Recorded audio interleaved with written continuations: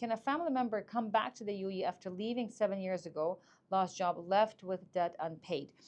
So maybe.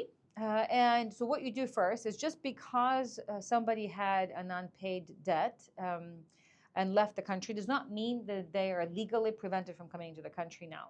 They would be legally prevented from coming to the country in one of two ways. Either because as part of the unpaid debt, there might have been a check, a bounced check, that would have been reported to the authorities, and therefore now there's a travel ban, so that would prevent them from coming into the country.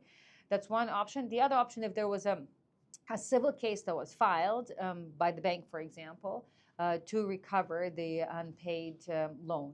And so that will be a money judgment. And on the back of the money judgment, there will also be potentially an arrest warrant or a travel ban, because that's kind of the process for unpaid liabilities, court liabilities.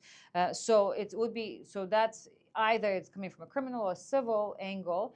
There will be a travel ban. There may be a travel ban that's attached. So just not paying the debt, not paying the loan does not create that, does not create any kind of encumbrances or limitations or bans on your ability to come into the country.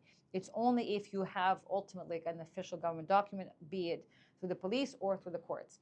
Now, for you to find out if you have that, you need to do the checking here. So the best thing to do is that you give somebody power of attorney in the country. And these days, it's possible to do the power of attorney online. So you no longer have to come into the country or do through this fairly lengthy process as the case was before. So you can give power of attorney through the online notary. And then the person here can check on your behalf.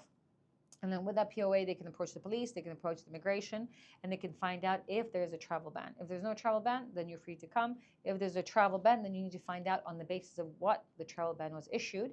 And depending on what the basis is, you may be able to lift it. So for example, if it's a bounce check, the bounce check is no longer criminal, so you can cancel those cases out.